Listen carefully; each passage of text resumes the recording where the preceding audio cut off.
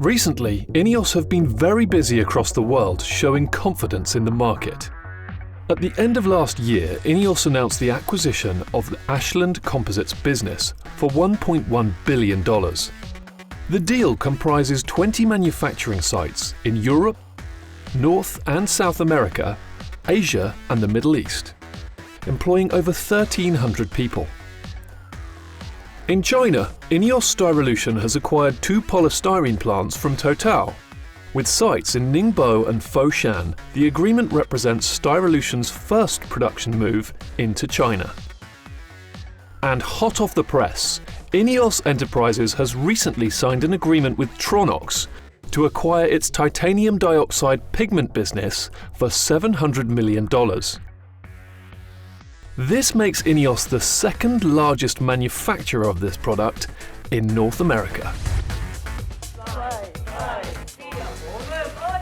Staff in Cologne, Germany officially opened their new €30 million 3-story office block. The office brings together all the administrative staff for the first time. The open plan office has been modelled on the O from the INEOS logo. The investment in this building here at the Cologne site is really a statement of investment for the future. We've got a long track record on site of investing in our assets, and this is a really visible demonstration of investing in the assets of our people, which of course is the most important part of our business. INEOS in Shanghai has also brought teams together, combining 3 offices into one and making their operation more efficient. The official opening of the new office in March was hosted by Kevin McQuaid, CEO of Styrolution, and attended by Minhao Zhu, Mayor of Shanghai Municipal People's Government, Putuo District. It's the first time in China that we've combined all the various different INEOS businesses in one office, so we have 6 INEOS businesses now in a brand new global headquarters in China. It shows that we're really quickly developing our business in China with some great opportunities for future growth. There's been more exciting news from the INEOS-backed movement The Daily Mile. Who will swear allegiance? ITV and The Daily Mile have partnered up with 20th Century Fox and Working Title's new live-action movie, The Kid Who Would Be King, to launch a new ad campaign encouraging schools across the UK to sign up and take part in The Daily Mile. Who will join us? It doesn't stop there for The Daily Mile. Sport England pledged their support with a £1.5 million cash injection to spread the word to every primary school in England.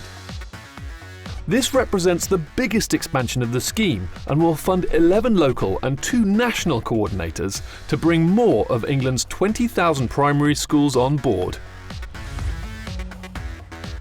Another year and another epic graduate trip is underway. Earlier this year, the Houston Marathon signalled the end of training for the grads.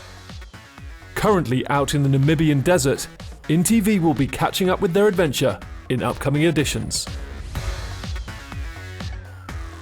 Team Sky has become Team INEOS, the same team under a different name. At a packed news event in the build-up to the Tour de Yorkshire, Sir Dave Brailsford and Sir Jim Ratcliffe both spoke of their excitement about the new partnership and their hopes for the forthcoming season. It's clearly the #1 cycling team in the world. It's probably, one of the most successful sporting teams in the world. In the last few days, I thought, okay, this is going to be really exciting. But actually what I'm feeling is a great sense of pride. I can see the INEOS bus behind you, here with Jim. I've seen Chris in his new kit, and I just feel proud of it all, really. But that's not the only momentous sporting announcement INEOS have made lately. On the 65th anniversary of the breaking of the 4-minute mile, INEOS announced that it will be supporting an attempt to break the last great barrier of modern athletics, to run a marathon in under 2 hours.